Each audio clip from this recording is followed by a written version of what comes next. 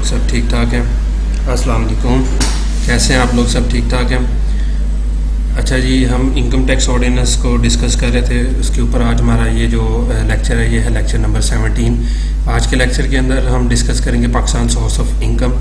कौन कौन सी इनकम्स हैं जो कि पाकिस्तान सोर्स ऑफ इनकम के अंदर जो है वो इंक्लूड की जाएंगी, जिनको हम पाकिस्तान सोर्स ऑफ इनकम का नाम देंगे, उनको हम बेसिकली आज डिस्कस करने जा रहे हैं। तो आज का लेक्चर हमारा थोड़ा सा लेंथी है क्योंकि इसके अंदर हम सिर्फ एक ही डेफिनेशन डिस्कस करेंगे पाकिस्तान सोर्स ऑफ इनकम, और इसके अंदर हम जितनी भी चीज़ें जो इस सोर्स के अंदर आती हैं वो सारी की सारी चीज़ें जो है वो हम कवर अप करेंगे। तो अपने लेक्चर को शुरू करते हैं। शुरू करने से पहले एक छोटी सी गुजारिश है जो है वो हम शुरू से जो करते आ रहे हैं वो ये कि जो लोग भी हमारे इस चैनल पर पहली दफ़ा आ रहे हैं उस चैनल को लाजमी सब्सक्राइब करें और बेल आइकन को प्रेस कर दें ताकि इस तरह के आने वाले तमाम लेक्चर्स उनको बाकायदगी से मिलते रहें। तो चलते हैं जी, हम अपने लेक्चर को शुरू करते हैं। अपने लेक्चर का बाकायदा आगाज़ करते हैं Pakistan source of income section 2 sub section 40 के अंदर जो इसको डिफाइन किया गया है वो ये कहता है पाकिस्तान सोर्स ऑफ इनकम से मुराद Pakistan source of income is Pakistan source of income as define in section 101। अच्छा, ये जो इसकी बेसिक जो डेफिनेशन है वो जो है वो यहाँ पर सिर्फ इतनी है। असल जो डेफिनेशन है वो सेक्शन 101 के अंदर इसको डिफाइन किया गया। सेक्शन 101 के अंदर कौन कौन से पॉइंट्स हैं वो सारे ये नेमली जो है वो ये तकरीबन कोई 16 से पॉइंट है जो कि यहाँ पर डिस्कस की गई, जिनको वन बाय वन हम देखते हैं। सबसे पहला वो ये कहता है कि salary shall be Pakistan source of income to the extent to which the salary a is receive from any employment exercise in Pakistan wherever paid. Number second is paid by or on behalf of the federal government or provincial government or local government in Pakistan wherever the employed is employment is exercised। वो ये कहता है कि कोई भी ऐसी employment, कोई भी ऐसी इनकम जो कि आप सैलरी की मद में रिसीव करते हैं। पहली बात उसने ये की कि अगर आप सैलरी जो है वो लेते हैं और आपने जो सर्विसेज दी हैं वो पाकिस्तान के अंदर सर्विसेज दी हैं, उसकी जो पेमेंट अगर आपको कहीं पर भी मिलेगी तो वो पाकिस्तान सोर्स ऑफ इनकम होगी। अगर आपको जो है वो पाकिस्तान के अंदर आप सर्विसेज दे रहे हो और यहाँ से आप अर्निंग कर रहे हैं। नंबर सेकंड ये कि अगर आप गवर्नमेंट के बिहाफ पर जो है वो कोई अमाउंट पे करते हैं और उसकी सर्विसेज आप कहीं पर भी बैठ के देते हैं, लेकिन आपको पेमेंट यहाँ से गवर्नमेंट ऑफ पाकिस्तान आपको पे करिए, चाहे वो प्रोविंशियल गवर्नमेंट है, लोकल गवर्नमेंट है या फेडरल गवर्नमेंट है। जैसे हमारे एम्बेसडर्स होते हैं, तो ये जो एम्बेसडर्स होते हैं बेसिकली पाकिस्तान गवर्नमेंट इनको अपॉइंट करती है इन डिफरेंट कंट्रीज। अब वो सर्विसेज तो अपनी डिफरेंट कंट्रीज में बैठ के दे रहे होते हैं, लेकिन उनको पेमेंट जो रिसीव हो रही है वो पाकिस्तान से रिसीव हो रही होती है, लिहाजा ये उनका पाकिस्तान सोर्स ऑफ इनकम कहलाएगा। क्लियर होगी बात? ये सेकेंड पॉइंट में वो कहता है कि business income of a resident person shall be Pakistan source of income to the extent to which the income is drive from any business carried on in Pakistan. वो ये कहता है कि कोई भी ऐसी इनकम, ऐसी अर्निंग जो कि आप पाकिस्तान के अंदर किसी भी किस्म का बिजनेस रन करके, बिजनेस को चला के जो है वो पाकिस्तान से अर्न करेंगे तो वो आपकी इनकम जो है वो आपकी अर्निंग जो है वो पाकिस्तान सोर्स ऑफ इनकम कहलाएगी। अगर आपने पाकिस्तान के अंदर कोई भी लीगल बिजनेस किया, उस लीगल बिजनेस से आप जितनी भी अर्निंग करेंगे वो आपकी पाकिस्तान सोर्स ऑफ इनकम कहलाएगी। क्लियर होगी बात? ये थर्ड वो कहता है कि कोई भी ऐसी business income of a non resident. अच्छा, पहले जो है वो रेजिडेंट पर्सन की बात हुई है। पहले पॉइंट में उसने कहा है कि income of a business income of a resident person, कि जो रेजिडेंट पर्सन जो इनकम अर्न कर रहा है, ठीक है, रेजिडेंट पर्सन की जो इनकम है वो बिजनेस इनकम जो है वो पाकिस्तान सोर्स ऑफ इनकम कहलाएगी। ठीक है, किसी भी किस्म का पाकिस्तान के अंदर वो बिजनेस कर रहा है। अच्छा, रेजिडेंट पर्सन के ऊपर हमने अलग से लेक्चर रिकॉर्ड किया हुआ है, वो लेक्चर आप अटेंड भी कर सकते हैं। ठीक है, उसमें बेसिकली ये होता है कि कोई भी ऐसा शख्स जो पाकिस्तान में 183 डेज किसी भी टैक्स ईयर में स्पेंड करता है वो रेजिडेंट है, और अगर वो नहीं स्पेंड करता वो नॉन रेजिडेंट है। अच्छा, अब ये बात हो रही है नॉन रेजिडेंट की। वो कहता है कि business income of a non resident person के ऊपर वो बात कर रहा है। शैल be Pakistan source of income to the extent which it is directly or indirectly attributable। attributable का मतलब होता है कि जो कि आप काउंट कर सकते हैं, जिसको आप जो है वो कैलकुलेट कर सकते हैं। ठीक है जी, तो किसी भी पर्सन की, नॉन रेजिडेंट पर्सन की जो है वो बिजनेस इनकम जो है वो पाकिस्तानी सोर्स ऑफ इनकम कहलाएगी अगर वो इन कंडीशंस के ऊपर जो है वो फुलफिल करेगी। कौन कौन सी कंडीशन है? जो कि नंबर 1 कि वो परमानेंट इस्टेब्लिशमेंट से अर्न कीजिए। परमानेंट इस्टेब्लिशमेंट जो है वो हमारा एक इससे अगला टॉपिक जो कल का लेक्चर है वो परमानेंट इस्टेब्लिशमेंट के ऊपर ही है। ठीक है, उसको हम डिस्कस करेंगे। वैसे जनरली बता दूंगा परमानेंट इस्टेब्लिशमेंट से मुराद कि जो फिक्स प्लेस ऑफ बिजनेस है वो परमानेंट इस्टेब्लिशमेंट है। तो पाकिस्तान में जो किसी भी नॉन रेजिडेंट पर्सन की जो परमानेंट इस्टेब्लिशमेंट है वहां से वो जो अर्निंग करेगा। उसके बाद वो कहता है कि sale in Pakistan of goods merchandise of same और similar kind as those sold by the person through a permanent establishment. वो कहते हैं कि कोई भी ऐसी इनकम जो कि एक बंदा जो है वो बाय सेलिंग ऑफ गुड्स और मतलब बाय प्रोवाइडिंग ऑफ सर्विसेज, और वो जो गुड्स सेल कर रहा है या जो सर्विसेज प्रोवाइड कर रहा है है वो सेम सर्विसेज जो है वो कोई परमानेंट एस्टेब्लिशमेंट भी पाकिस्तान में प्रोवाइड कर रहा है तो उस बंदे की इनकम भी पाकिस्तान सोर्स ऑफ इनकम जो है वो कहलाएगी। उसके अलावा नंबर सी वो कहते हैं other business activities carried on in Pakistan of the same और similar kind as those affected by a non resident person through a permanent establishment in Pakistan, कि कोई भी जो है नॉन रेजिडेंट पर्सन अगर किसी भी परमानेंट एस्टेब्लिशमेंट के थ्रू कोई ऐसी सर्विसेज प्रोवाइड कर रहा है और वो सर्विसेज अगर कोई बंदा जो है वो अदर देन परमानेंट एस्टेब्लिशमेंट भी प्रोवाइड करेगा तो वो भी पाकिस्तान सोर्स ऑफ इनकम कहलाएगा। मसलन एक परमानेंट एस्टेब्लिशमेंट एक सर्विसेज दे रही है, ठीक है, वही सर्विसेज एक दूसरा बंदा भी जो है वो प्रोवाइड करना शुरू कर गया है तो वो उसकी इनकम भी उसकी अर्निंग भी जो है वो सर्विसेज के थ्रू जो है वो क्या कहलाएगी, पाकिस्तान सोर्स ऑफ इनकम कहलाएगी। Any business connection in Pakistan, कोई भी ऐसा बिजनेस जो पाकिस्तान के अंदर कनेक्टेड है, पाकिस्तान के अंदर जो है वो रन किया जा रहा है तो वो बिजनेस इनकम भी जो है वो उसकी जो है वो क्या कहलाएगी, पाकिस्तान सोर्स ऑफ इनकम कहलाएगी।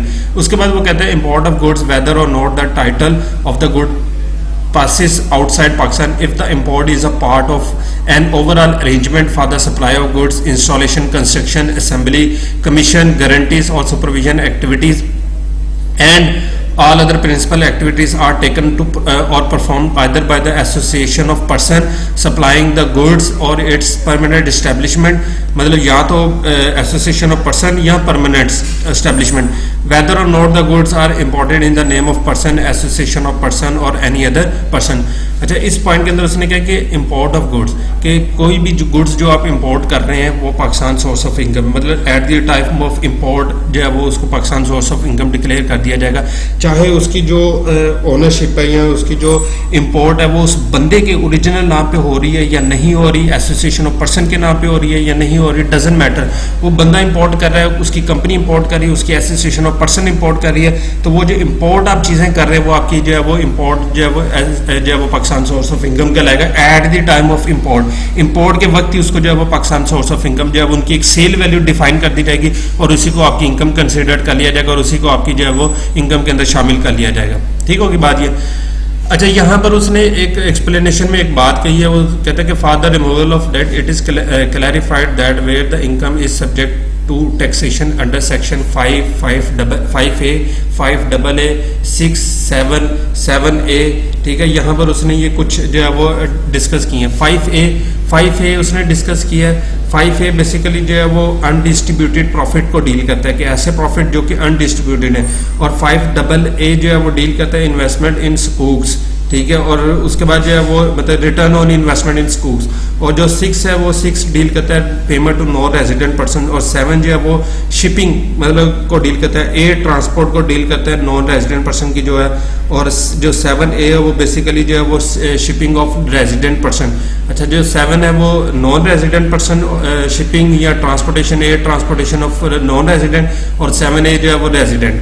ठीक है, तो वो ये कहते हैं कि the income shall not be chargeable to tax under the head of income from business, कि इन सेक्शंस के अंदर जो इनकम्स आ रही है, ठीक है, वो आप अंडर जो है वो पाकिस्तान सोर्स ऑफ इनकम जो है वो कंसीडर नहीं करेंगे। ठीक है, अच्छा जी, आगे वो कहता है नंबर 4 में where the business of a non resident person comprises the rendering of independent services including professional services and the services of entertainer sports person. ठीक है जी, the Pakistan source of business income of a person shall include in addition to any payment treated as Pakistan source of income under subsection 3 any remuneration derived by the person where the remuneration is paid by a resident person or borne by the permanent establishment in Pakistan of a non-resident person। वो ये कहता है कि इस point के अंदर, सारे point के अंदर जो बेसिकली थोड़ा सा लेंथी पॉइंट है, वो ये कहता है कि कोई भी ऐसा पर्सन जो कि नॉन रेजिडेंट पर्सन है और वो पाकिस्तान के अंदर किसी भी किस्म की सर्विसेज दे रहा है, और वो सर्विसेज जो है वो प्रोफेशनल सर्विसेज दे रहा है, इंटरटेनमेंट सर्विसेज दे रहा है या स्पोर्ट्स पर्सन है, तो वो जो है वो बंदा कोई इस तरह की सर्विसेज दे रहा है और उस सर्विसेज से वो अर्निंग कर रहा है। अब वो जो अर्निंग है या उसको जो पेमेंट की जा रही है, वो पेमेंट करने वाला बंदा या तो पाकिस्तान का रेजिडेंट पर्सन है, नंबर 1। अगर वो रेजिडेंट पर्सन नहीं है तो फिर वो नॉन रेजिडेंट पर्सन होगा, तो नॉन रेजिडेंट पर्सन की सूरत में अगर पेमेंट जो है वो उसकी परमानेंट एस्टैब्लिशमेंट कर रही है तो वो भी जो है वो क्या कहलाएगी, पाकिस्तान सोर्स ऑफ इनकम कहलाएगी। तो कोई भी ऐसा फॉरेनर जो कि पाकिस्तान के अंदर आके कोई अपनी प्रोफेशनल सर्विसेज प्रोवाइड कर रहा है और उस सर्विसेज के अगेंस्ट वो अर्निंग कर रहा है, इनकम रिसीव कर रहा है, किसी रेजिडेंट पर्सन से रिसीव कर रहा है या नॉन रेजिडेंट से रिसीव कर रहा है थ्रू परमानेंट एस्टैब्लिशमेंट, तो उसकी पाकिस्तान सोर्स ऑफ इनकम कहलाएगी। उसके बाद नंबर 5 वो कहता है कि any gain from the disposal of any asset और property used in deriving any business income referred in subsection 2, 3 and 4। तो वो कहता है कि कोई भी गेन या कोई भी जो है वो आपकी earning on the disposal of asset, और वो एसेट जो है वो यूज हो रहा है जो कि सबसेक्शन 2, सबसेक्शन 3, सबसेक्शन 4। 2 के अंदर जो है वो पाकिस्तान जो है वो मतलब बिजनेस की बात कर रहा है, 2, 3 और 4 के अंदर वो बिजनेस की बात कर रहा है। 2 के अंदर उसने बात की थी रेजिडेंट पर्सन के बिजनेस की, 3 के अंदर उसने बात की थी नॉन रेजिडेंट पर्सन के बिजनेस की, और 4 के अंदर बात की है नॉन रेजिडेंट पर्सन जो कि प्रोफेशनल सर्विसेज दे रहा है। तो इन तीनों सूरतों के अंदर कोई ऐसा एसेट आपने यूज किया और एसेट्स को आपने सेल किया और सेल करके आपने कोई गेन अर्न किया, तो उस गेन के ऊपर जो इनकम आप अर्न करेंगे वो भी आपकी जो है वो पाकिस्तान सोर्स ऑफ इनकम कहलाएगी। नंबर 6 वो कहता है कि a dividend shall be Pakistan source of income, कि जो डिविडेंड है वो पाकिस्तान सोर्स ऑफ इनकम होगा अगर पेड बाय रेजिडेंट कंपनी, के रेजिडेंट कंपनी उसको पे करिए तो वो जो है वो आपका जो है वो क्या है पाकिस्तान सोर्स ऑफ इनकम है। अगर वो रेजिडेंट नहीं है तो कोई भी permanent establishment association of person की परमानेंट एस्टेब्लिशमेंट पाकिस्तान के अंदर पे कर रही है, काम कर रही है, तो वो पेमेंट कर रही है, तो वो जो है वो भी पाकिस्तान सोर्स ऑफ इनकम कहलाएगा, जो कि इसने dividend as per provision of subsection sub clause F of clause 19 of section 2। अच्छा, ये जो सेक्शन 2 का सब सेक्शन 19 है जिसके अंदर डिविडेंड का हमने लेक्चर पूरा अटेंड किया था, उसके अंदर क्लास एफ के अंदर मैंने आपको बात कर दी कि क्लास एफ के अंदर उसने बेसिकली परमानेंट एस्टेब्लिशमेंट की बात की है कि permanent establishment after tax profit में से जो डिस्ट्रीब्यूशन करेगी वो जो है वो डिविडेंड होगा। तो ये यहाँ पर वो ये कहते हैं कि अगर कोई रेजिडेंट कंपनी आपको पे करती है तो वो डिविडेंड है, अगर नॉन रेजिडेंट कंपनी है परमानेंट एस्टेब्लिशमेंट है वो पे करेगी तो वो आपका जो है वो पाकिस्तान सोर्स ऑफ इनकम कहलाएगा अगर वो आफ्टर टैक्स प्रॉफिट में से पे करती है। अच्छा, ये आगे नंबर 7 वो कहते हैं कि profit on debt, profit on debt basically interest है।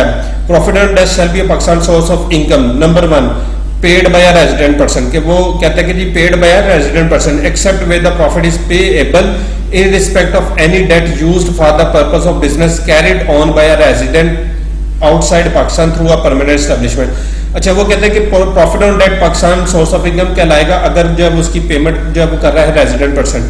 अच्छा, रेजिडेंट पर्सन पेमेंट कर रहा है लेकिन उसके लिए कंडीशन ये है कि वो जो लोन उसने लिया है वो पाकिस्तान के अंदर यूटिलाइज हो रहा है, पाकिस्तान के अंदर उसका कोई बिजनेस है वहां पर यूज हो रहा है। अगर वो रेजिडेंट पर्सन है लेकिन वो उसने लोन लिया है किसी भी अपने फॉरेन बिजनेस को रन करने के लिए, वहां पर जो है वो बिजनेस रन कर रहा है और उसकी पेमेंट के लिए जब उसने उसके डेट के लिए उसके लिए कोई डेट लिया और उस पर कोई प्रॉफिट पे कर रहा है तो वो पाकिस्तान जो है वो सोर्स ऑफ इनकम नहीं कहलाएगा।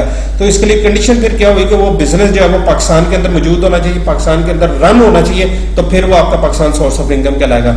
और नंबर 2 वो कहता है borne by permanent establishment in Pakistan of a non resident person.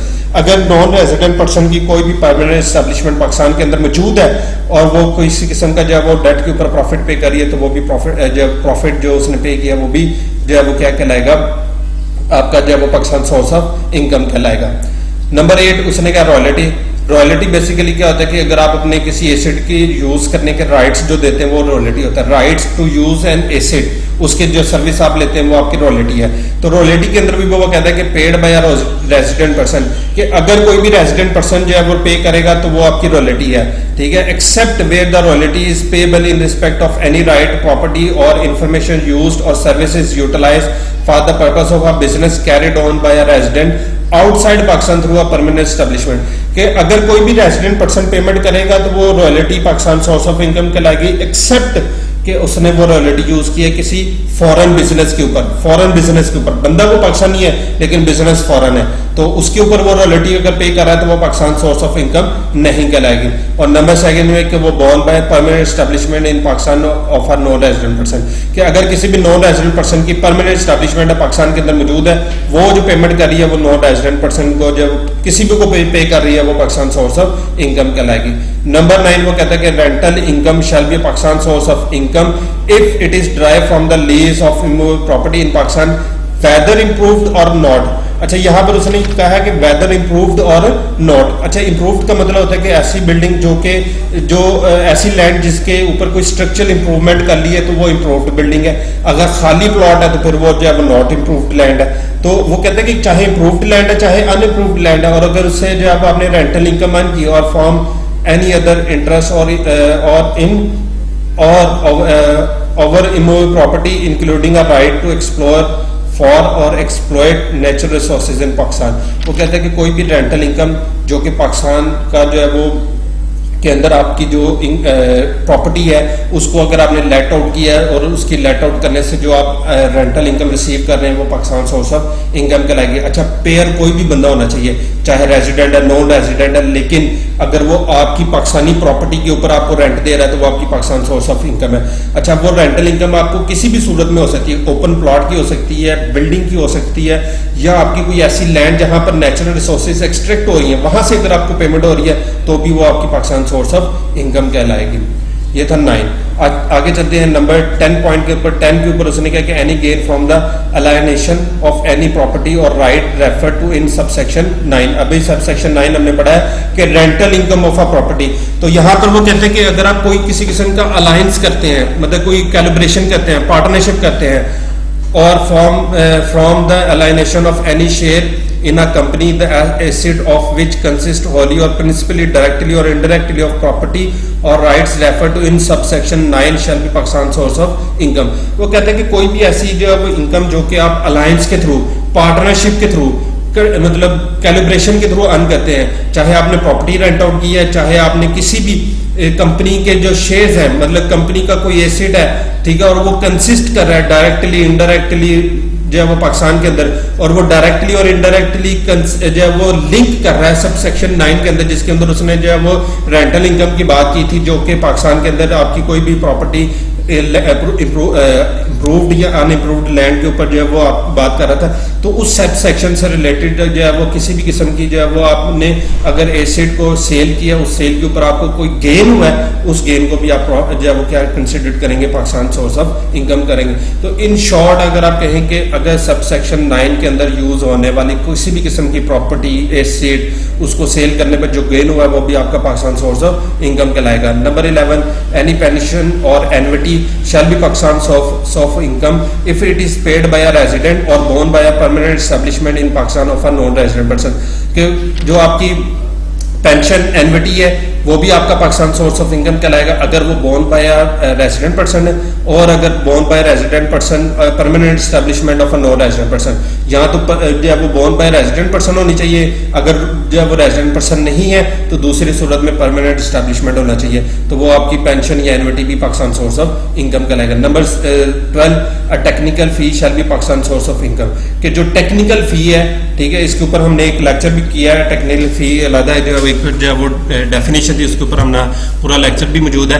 तो टेक्निकल फी भी पाकिस्तान सोर्स ऑफ इनकम कहलाएगी अगर paid by a resident person, ठीक है, paid by a resident person, except where the fee is payable in respect of services utilised in a business carried on by a resident outside Pakistan through a permanent establishment. वो कहते हैं कि कोई भी ऐसी जो है वो फी जो कि रेजिडेंट पर्सन ने पे की है वो पाकिस्तान सोर्स ऑफ इनकम कहलाएगी, एक्सेप्ट सिवाय उन सूरतों में जहां पर आपने जो बिजनेस है वो किसी फॉरेन कंट्री में आपका बिजनेस है, वहां पर जो वो उस बिजनेस के लिए अगर आपने सर्विसेज ली है और उसके लिए आपने कोई फी पे की है तो वो फिर आपका जो है वो पाकिस्तान सोर्स ऑफ इनकम नहीं कहलाएगा। अच्छा, जो पेयर है वो चाहे रेजिडेंट है चाहे नॉन रेजिडेंट है तो उसमें फिर वो मैटर जो है वो नहीं करेगा। हाँ, अगर वो बिजनेस पाकिस्तान के अंदर मौजूद है उसके लिए सर्विसेज ली है तो वो आपका जो है वो पाकिस्तान सोर्स ऑफ इनकम कहलाएगा अगर वो रेजिडेंट पे कर रहा है। अगर रेजिडेंट नहीं पे कर रहा तो फिर वही बात परमानेंट एस्टेब्लिशमेंट पे करेगी, borne by a permanent establishment in Pakistan of a non resident person. तो अगर वो नॉन रेजिडेंट है तो फिर उसकी परमानेंट एस्टेब्लिशमेंट पे करी होगी, तो उसकी परमानेंट एस्टेब्लिशमेंट ने अगर पेमेंट की है तो वो भी पाकिस्तान सोर्स ऑफ इनकम कहलाएगा, technical fee for technical services. उसके बाद नंबर 12A के अंदर ये नया पॉइंट है जो कि इंसर्ट किया गया, a fee for offshore digital service shall be Pakistan source of income.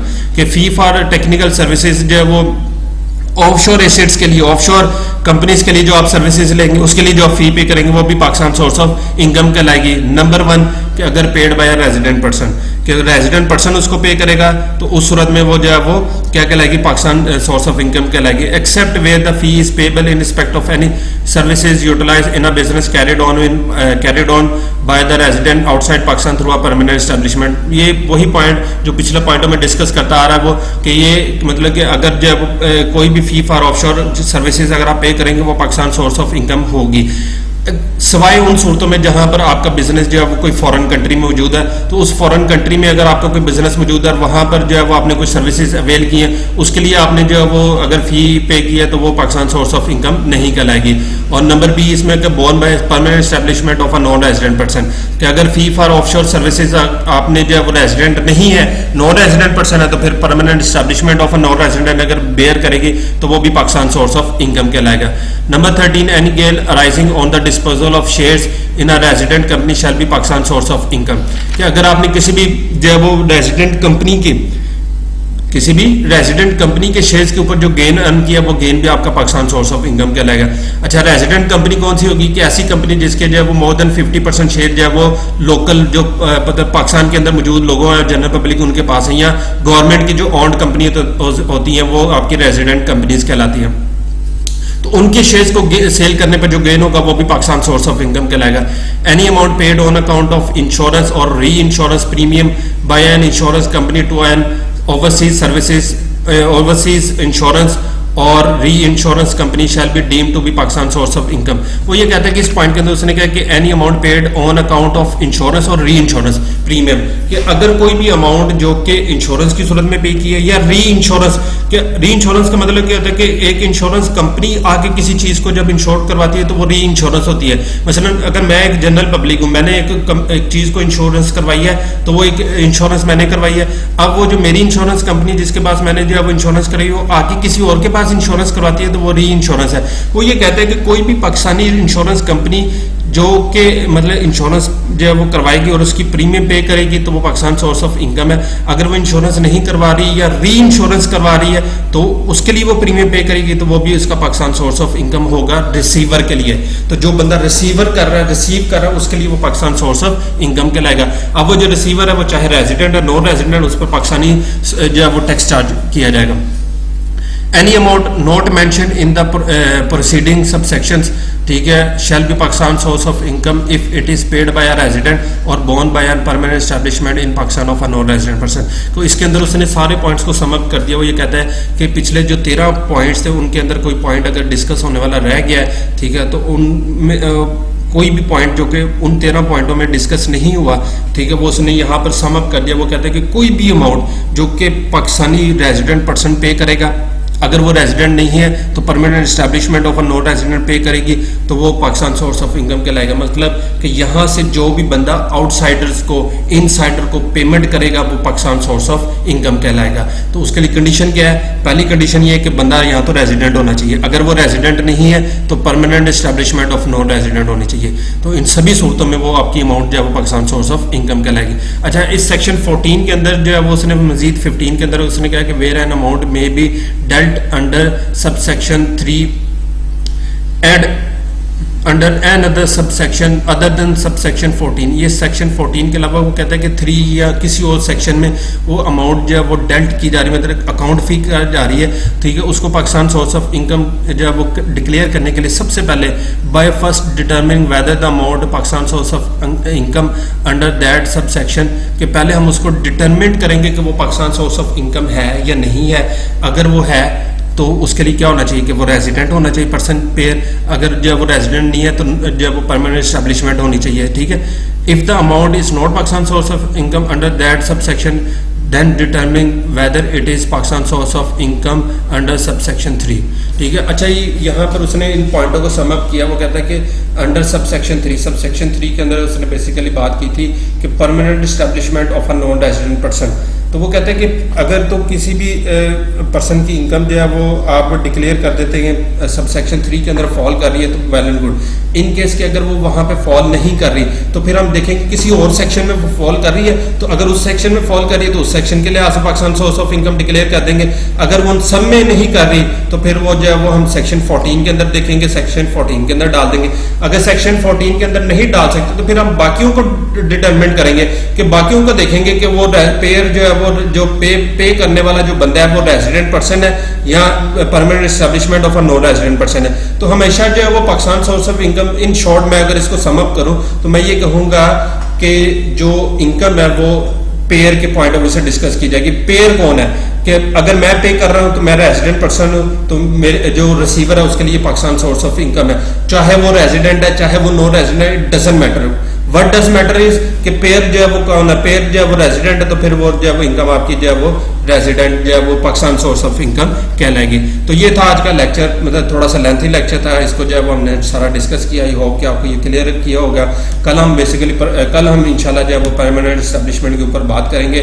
तो इस लेक्चर को समझिएगा, अगर कोई कन्फ्यूजन नहीं तो मुझे जो है वो कमेंट सेक्शन में या ईमेल करके ज़रूर बताइएगा। अल्लाह मुझे दीजिए इजाज़त, कल इंशाल्लाह जो है वो नए लेक्चर के साथ जो है वो मैं दोबारा हाजिर होऊंगा। अपने साथियों का जो है वो अपने घर वालों का बहुत ज़्यादा ख्याल रखिएगा। अल्लाह हाफिज़।